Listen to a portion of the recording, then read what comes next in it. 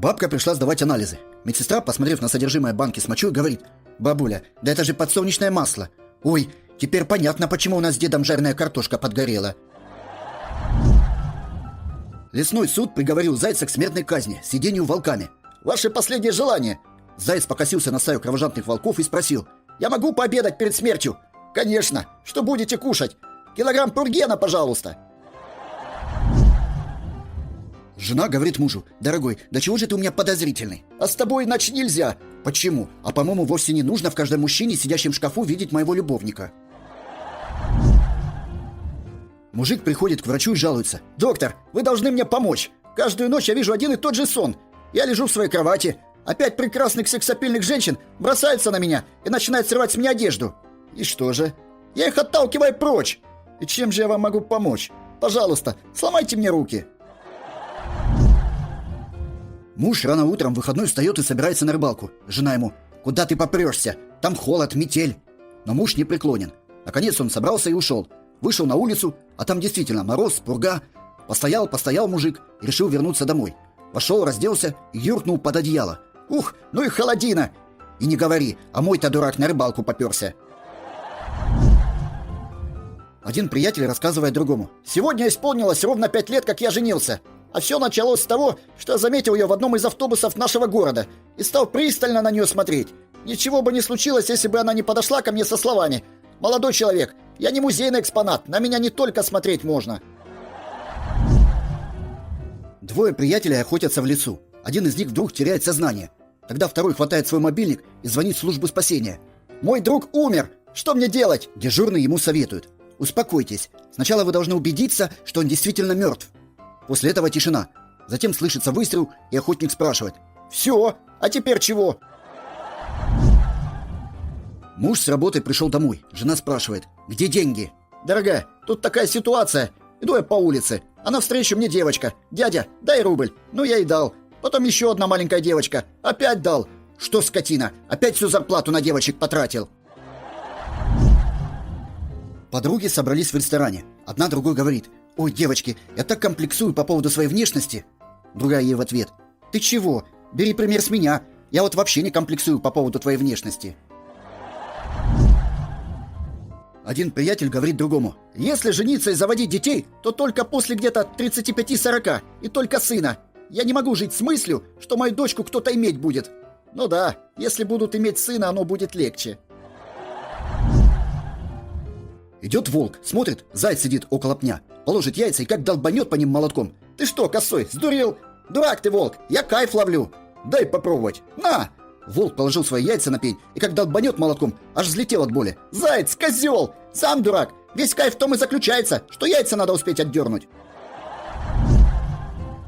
Разговор двух друзей по телефону. «Ну и бадун у меня. Вчера столько выпил, что даже не помню, как ушел от тебя. Наверное, последняя бутылка была лишней». «По-любому, последняя бутылка была лишней. Ты, кстати, сегодня зайди ко мне». «Зачем?» «Как зачем? Принесешь моего кота, да и заодно шапку свою заберешь». Идут два мужика, впереди две женщины. Один другому говорит: «Глянь, вон слева моя жена, а справа моя любовница. И очень, я тебе скажу, неплохая любовница». Второй: «Да нет же, справа моя жена, а слева моя любовница. И очень, я тебе скажу, неплохая любовница». Помолчали немного, затем один и говорит другому: «Ведь могут же, когда захотят». Разговаривают два приятеля. «Может, пойдем сегодня в клуб? Поиграем в карты?» «Я не играю в карты». «Ты что, серьезно? Ты же пьешь, куришь, тратишь деньги на женщин и не играешь в карты?» «Увы, я тоже не идеал». Сидит мужик в придорожном кафе и пьет кофе. После очередного глотка он обращается к официанту: «Простите, но мой кофе имеет привкус бензина. Или мне кажется?» «Вам кажется. У нашего кофе обычно привкус солярки». Сидят три таможенника и думают, что подарить четвертому на день рождения. Первый говорит: «Давайте подарим ему новый Мерс». Остальные: «Да не, у него уже есть. На прошлый день рождения подарили». Второй: «Тогда давайте подарим бунгало на Канарах». Остальные: «Да не, у него есть уже». Третий: «Придумал. Давайте в подарок оставим его одного работать всю смену». Остальные: «Да ты чё, обалдел? Такой дорогой подарок дарить». Общаются двое. «Что тебе больше всего нравилось в школе?» «Одноклассница Наташка». Я спрашиваю: не кто, а что? «А, понял. Так что тебе нравилось в школе?» «Что в классе была одноклассница Наташка». Сидит мужик в придорожном кафе и пьет кофе. После очередного глотка он обращается к официанту. «Простите, но мой кофе имеет привкус бензина, или мне кажется?» «Вам кажется. У нашего кофе обычно привкус солярки». Жена ругает мужа. «Сколько можно пить? Пойди на кладбище, посмотри, сколько людей умерло от водки». На следующий день приходит муж опять пьяный. «Был на кладбище. Видел от жены, от детей, от коллектива. От водки ни одного». Пришел мужик домой пьяный в стельку, а по дороге в дерево треснулся. Пришел, говорит жене: «Где пила?» «Да нигде не пила». «Я спрашиваю, где пила?»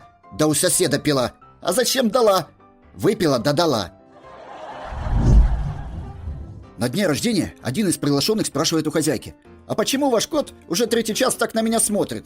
Хозяйка отвечает: «А он так на всех смотрит, кто из его миски ест». Маленький мальчик присутствует на суде, где его родители разводятся. Судья спрашивает: «Скажи, с кем бы ты хотел жить? С папой или с мамой?» «Зависит от того, кому достанется компьютер». Жена, собирая мужа на рыбалку, напутствует: «Главное в рыбалке что? Главное, не перепутай наживку с закуской. Не давай телефон ни одной щуке, не хвали жену, не пережарь шашлык, не угори в баньке. И самое главное, не звони мне, я с девками на охоту». Барин зовет в свои покои новую служанку, задирает ей юбку и падает в обморок. Очнувшись на ее кручавом треугольнике, он спрашивает: «Это что такое?» «Простите, барин, просто мне сказали, что ваш дружок любит нежиться на мягкой подстилке». Девушка пристает к парню. Парень ей: «Извини, но у меня уже есть девушка». «А если тебе предложат Ламборджини, ты тоже скажешь: извини, но у меня уже есть Жигули». «Но ты предлагаешь еще одни Жигули». Муж спрашивает жену: «Что бы ты сделала, если бы я выиграл в лотерею?» «Наконец-то развелась бы с тобой алкашом и забрала бы половину». «Отлично! Я сегодня выиграл 2000 рублей. Забирай свою штуку и проваливай». Муж возвращается поздно ночью домой и говорит жене: «Дорогая, ты никогда не догадаешься, где я был?» «Обязательно догадаюсь. Только сначала хотелось бы выслушать твою версию». Ползут два партизана в разведку. Руками загребают. Первый говорит: «Блин, я в говно вляпался!» И руку поднимает. Второй начинает громко ржать. Первый зажимает ему рот рукой и говорит: «Да тише ты!»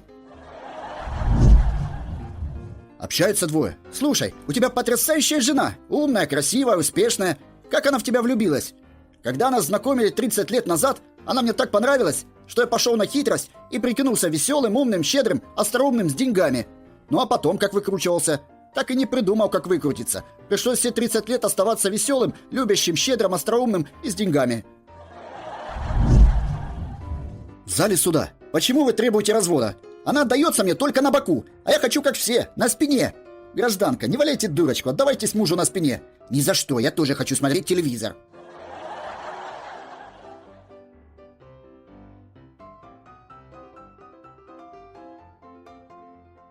All right, everyone's presentations are done. Nick, the manager, said as he tried to move the discussion forward. Excuse me, I haven't.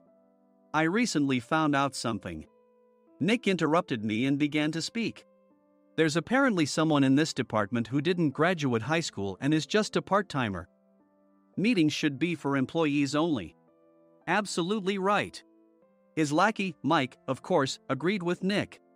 I'm leaving. After leaving the meeting room, I started to shut down my computer. I noticed that an email had arrived, not in my personal inbox, but in the company's shared email. Thinking, there's no point in speaking up, no one will listen, I went home quietly. The next day, I heard a commotion from Nick's desk. He was staring at his computer screen, his face pale. "Nick? Is something wrong?" Mike looked at the screen with him. And he turned even paler than Nick. Why is he so angry? Knowing the reason for Mike's distress, I thought to myself, serves them right. My name is Adam. My mother passed away when I was in the 9th grade, and I was raised by my father. Well, you could hardly call it being raised. After my mother passed, my father changed. He drowned his sorrows in alcohol, and though he still went to work, he squandered our living expenses on horse racing. Because of that, I had to start working part-time as soon as I entered high school. Every month, I went to the convenience store with bills in hand that couldn't be auto-deducted from my father's account. Even though I endured it because I didn't want to be alone, I reached my limit in my second year of high school and dropped out. I found a live-in job at a distant inn. Thank you for everything. The day I left home, my father, still staring at the TV, spoke. Take care. That was our last conversation. Back then, 18 wasn't the age of majority, so I needed my father's permission to work, and I couldn't hide my place of employment. Yet, my father never visited me even once. I kept working just to survive, and before I knew it, I was 42. Years of hard work paid off, and I was transferred to the headquarters. I was thrilled to be recognized by the company, as I thought I'd be working in the field until retirement due to my lack of formal education. Listen up. Our work can change the future of our employees. Don't drag us down. On my first day after the transfer, Nick, dressed in an expensive suit, spoke sternly. There was a reason for this. Our inn was located in a prominent tourist destination, known so well that everyone in the state could sing its commercial jingle. At its peak, we had 5 locations within the state. But that was long ago. Due to financial difficulties and aging facilities, only the place where I had worked for many years and the original establishment remained. I was prepared to lose my job anytime, but now there was a glimmer of hope. With the rise of social media, the tourist area where the inn was located started gaining attention again. Depending on how hard the sales department, where I was transferred, worked, we could either thrive or be forced to give up this prime location to the new hotel chains continuously popping up. For Nick, who had switched careers from another industry to strengthen our sales, this was a battle he couldn't afford to lose. I understood why he had to be strict. I will do my best. Nick sneered at my enthusiastic declaration. Did you not hear what I said? I'm sorry. I thought I was listening carefully. Out of habit from years of customer service, I apologized reflexively, though I had no idea what had offended him. Someone was watching me with a smirk. In this department, there are those who are expected to excel and those who have been shoved here because they have nowhere else to go. You are the latter. It was Mike, the section chief. He's 7 years younger, at 35. But he was called to headquarters much earlier than I was and had been moving around within the headquarters ever since. I'm not jealous, but I can't accept that he's my boss. Graduating from a prestigious university, he has an unusually high pride and caused many problems as a newbie, making things very difficult for me when I was the front desk leader. When I found out Mike was transferred to the sales department a month before me, I was disheartened. Mike is right. With just a middle school diploma, there's not much you can do. Don't even think about achieving results. As if I didn't exist, Nick remarked, I'm thirsty. Mike eagerly ran to the coffee maker. It seems Mike is Nick's lackey. I regretted being happy about my transfer to headquarters, wishing I had stayed on site forever. Send a direct mail to every company on this list by the end of the day. Nick only assigned me tasks that even a new graduate could handle. What? There are over 1,000 companies. You want me to send to all of them by today? Yes, if you and your fellow misfits split the work, even those with nowhere else to go should finish by today. I glanced at the employees typing away expressionlessly. They were worn out from customer service, only thinking about leaving on time, or were women reassigned after having children, with zero motivation for work. Even Sam, a new graduate from the same university as Mike, who was supposed to be among the expected achievers, had no enthusiasm for the job, having joined the company wanting to do customer service.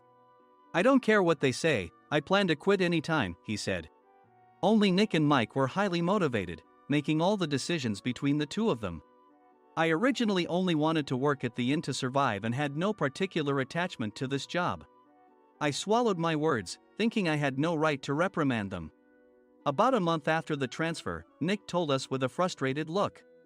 To commemorate the 50th anniversary, we've decided to create a plan exclusive for one group per day. Originally, Mike and I were supposed to come up with it, but our president, Mr. Thompson, insists on hearing everyone's opinions. So, you all get a chance. As Nick explained, Mike began handing out prints. Make sure not to embarrass Nick. If your ideas are half-baked, you'll have to redo them. It seemed that they had printed his handwritten notes by Mr. Thompson, which included several questions and a section for free responses. It made sense why Nick had to seek our input, given that all responses had to be submitted to Mr. Thompson. We were given a week to think about it, and a meeting was scheduled to compile our ideas. My plan is to let guests enjoy both the old and modern America. Nick began the presentations. Guests would watch a master confectioner at a nearby traditional sweet shop make sweets in front of them. The welcome drink would be premium tea in a bottle. Nick's plan was certainly attractive. After his presentation, Nick called on us to present in the order we were seated. Just as I stood up for my turn. "All right, everyone's presentations are done." "Excuse me, I haven't. I recently found out something." Nick interrupted me. "There's someone in this department who didn't graduate high school and is just a part-timer." He was likely talking about me. I joined the company as a part-timer and was made a full-time employee when I turned 20. That was 20 years ago, so Nick and Mike probably had no chance to know until recently. Meetings should be for employees only. Absolutely right. After that, Nick kept creating opportunities to solicit everyone's opinions, purposefully excluding me from speaking. The meeting unexpectedly heated up and went past the scheduled end time. A few people asked to leave, and the discussion continued with the remaining few. "Still here?" Normally, you'd leave in that situation. Though I had no attachment to the job initially, hearing kind words from customers made me want to make them happier. For someone like me, with nowhere to go, the inn was my home and customer service was my life. I felt pathetic about my current self. "I'm leaving." I left the conference room and started shutting down my computer. I noticed an email had arrived, not in my personal inbox, but in the company's shared email. Thinking no one would listen to what I had to say anyway, I quietly went home. The next day, while preparing the DM as instructed, I heard a commotion from Nick's desk. In his haste to stand up, he hit his knee on the desk.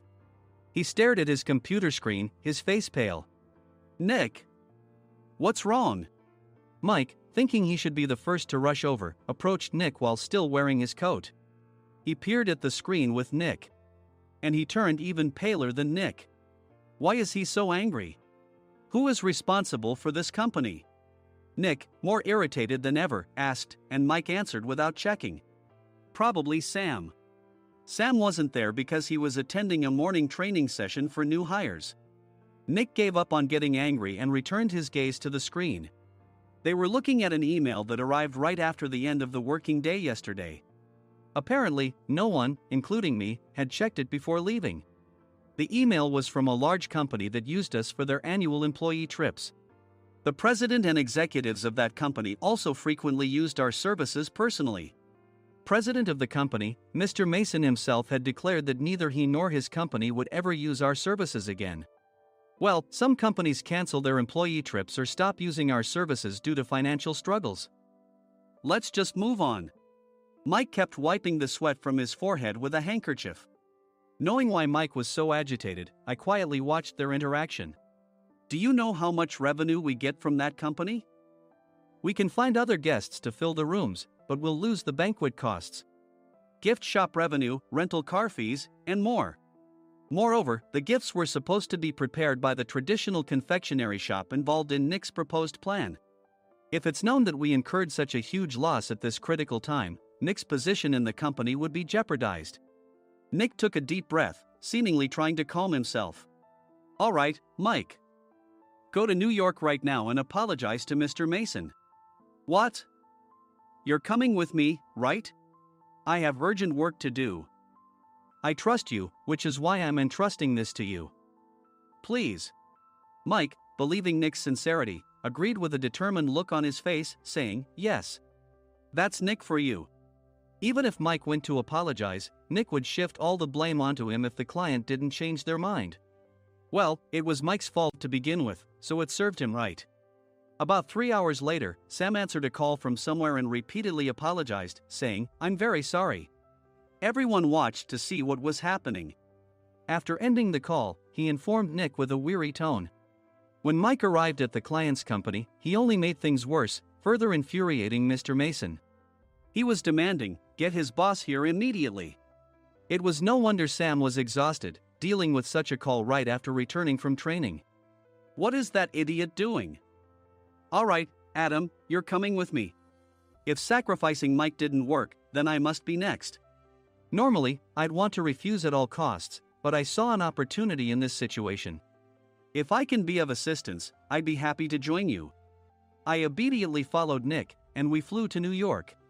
When we introduced ourselves at the reception, it became clear how serious the situation was, as the receptionist personally escorted us to the president's office. Angry voices leaked through the door, making both Nick and me uneasy. "Excuse me. I'm Nick, the supervisor. I understand my subordinate has caused you trouble, and I deeply apologize." Nick, with his experience in the corporate world, knew enough to offer an apology before excuses. However, his customer service skills left much to be desired. I sighed as I saw Mike trembling like a small dog in the corner of the room. "What kind of training are you giving your subordinates?" Mr. Mason glared at Nick with a red face. The intensity of his gaze made even Nick take a step back. Regrettably, I joined this company only 2 years ago and was unaware of Mike's issues. I should have identified his shortcomings sooner. Indeed, I should have realized sooner. No sensible person would come to apologize and then give a lengthy presentation on the drawbacks of not using their in. Nick froze, his mouth slightly open. Suspecting the worst, I picked up the documents that had fallen to the floor. It seemed Mike hastily prepared these documents on the plane, listing the disadvantages. Disadvantage 1: if you change the venue for the company trip, employees might suspect it's for cost-cutting reasons, leading to a negative impression. Reading it aloud half-jokingly, Nick snatched the papers from my hand and checked the contents with a furious expression. Among the stack of documents was a receipt from a nearby convenience store's copy machine. I felt a pang of dread, hoping he hadn't shown the receipt as well. What do you think he said when I asked what kind of nerve he had to do this? I'm very sorry." Faced with the dire situation, Nick must have thought there was nothing left to do but apologize. In a voice smaller than I'd ever heard from him, he uttered words of apology. He said, "I'm a Harvard graduate. I don't believe I said anything wrong." "Mike, what have you done?" Forgetting his plan to pin the blame on Mike, Nick yelled loudly, even in front of Mr. Mason. "I didn't do anything wrong." "You're still saying that? Look at him." Mike pointed at me with a shaking hand. "I was assigned to headquarters in my 20s and now I'm a section chief. This guy only made it to headquarters at 42. Everything I've done proves I was right. So why are we losing the contract?" Having said his piece, Mike collapsed to the floor. "Of course. You were sent there because you had nowhere else to go." Mike never expected to hear such words from someone he looked down upon. He lunged at me, and Nick hurriedly stepped in to stop him. "Mr. Thompson told me Mike is a quick thinker, and to take good care of him." There's no way he was pushed aside. "Don't make things worse here. He didn't say quick thinker, he said only quick-witted, didn't he?" I don't remember that part." I recalled the many troubles Mike caused when he was a newbie. When Mike was on the front line, his pride was so high that he never apologized to customers. Customer service, especially in our job, doesn't work alone. It brings both good and bad situations. If the front staff or housekeepers made mistakes, or the cleaning company didn't properly clean a room, one had to apologize to the customers regardless of personal fault. Mike, in such situations, would never apologize, insisting he wasn't at fault. This often angered customers, and as the front desk leader, I frequently had to apologize on his behalf. He caused complaints and disrupted operations, which is why he was quickly moved to headquarters. In departments where he didn't interact directly with customers, his quick thinking was beneficial and things went well. But it seemed his flaws were starting to show. Corporate reservations are supposed to be entered into the system by the sales representative. But a quick check yesterday revealed that more than 10 items were missing from the client's reservation. The handover document clearly stated what needed to be prepared. Why didn't you enter it into the system? Why do we have to give them special treatment? Filling rooms near the banquet hall, setting up all the food in advance. Specifying the brand of wine, they're too demanding. No wonder he always angered customers, I thought, feeling a headache coming on. Grouping them in rooms near the banquet hall is for our benefit too. It makes it easier for the staff to set up beds and serve breakfast since everyone's schedule is synchronized. As for the other requests, Mr. Mason suggested them to lighten our load. I didn't know that. Nick finally seemed to realize that Mike was the one who had angered the client. What did you say to them? I just told them we wouldn't give them special treatment anymore. We shouldn't waste effort on things that don't bring in money. I was utterly exasperated at his lack of understanding of customer service. Of course, we shouldn't comply with unreasonable demands. But carrying over successful practices from past stays makes customers feel remembered and enhances their experience. Good memories encourage repeat visits. That's part of our job. I looked down at Mike, who was sitting on the floor. In our job, nothing is a waste. Mr. Thompson likely moved you to the sales department, hoping you'd finally understand this. How do you think he feels now that you failed to meet his expectations? Mike, tears in his eyes, fled the president's office. I was amazed he still hadn't apologized. You have it tough, Adam. It's okay, we're all employees of the same company.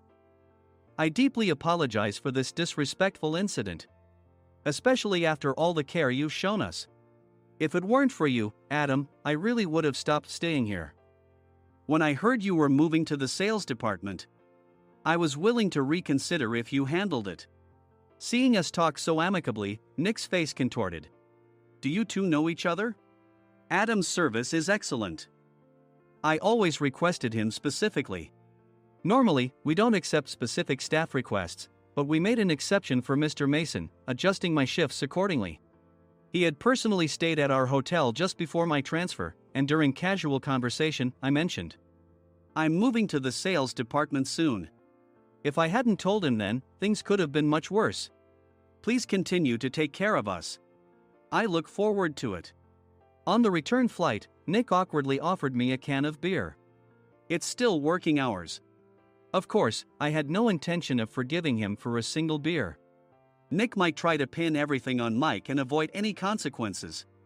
While pondering this, a startling fact came to light. Nick, the tea bottles for the plan have arrived. I handed Nick a bottle labeled with our inn's name. They look good. What are you talking about? These are plastic bottles. I had assumed we would use the trendy, high-end bottling tea. But what arrived were ordinary plastic bottles of tea with customized labels. The only unique aspect was the label, which had the inn's name, making it look customized.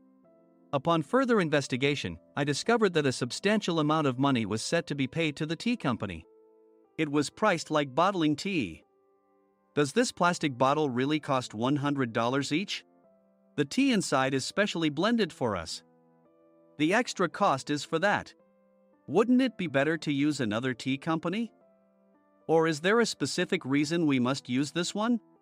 As Nick continued to make excuses, I showed him a printed email. I informed the tea company's president, Mr. Mitchell, that we discovered irregular payments and he confessed. He said you two were high school classmates and planned to split the extra money. That idiot. Why did he confess? That's not important. You should worry about yourself, this could turn into a police matter. Opening the bottle cap, I suggested. How about calming down with this tea? It supposedly has a relaxing effect. Nick drank the tea frantically. In the following days, decisions were made about their fates. Mike was reassigned to the General Affairs Department, with no chance of transfer or promotion, as per Mr. Thompson's orders. As for Nick, since the payment to the tea company hadn't yet been made, he narrowly avoided legal trouble. Instead, he was encouraged to leave the company, and to avoid further complications, Nick submitted his resignation. Rumor has it that connections between HR departments have made it difficult for him to find new employment. Even though it was good to have those two gone, something unexpected happened in the sales department. Everyone became motivated and united in refining the 50th anniversary plan. In the end, my plan was adopted. We collaborated with the Tourist Information Center to provide personalized guides. The plan, tailored to the number of guests, was truly special for the 50th anniversary. Hey, is Adam's family coming to stay? I immediately booked that special plan for my family. Sam noticed it on the reservation list and quickly picked up on it. Yes, I'm inviting my father. That's great. I might invite my parents too. I lacked the courage to face my father just as Adam. But here, with the confidence Mr. Mason praised, I felt ready. The 50th anniversary plan was a perfect opportunity to reconnect with my father. I hoped to bring back the days when we could laugh together as we once did.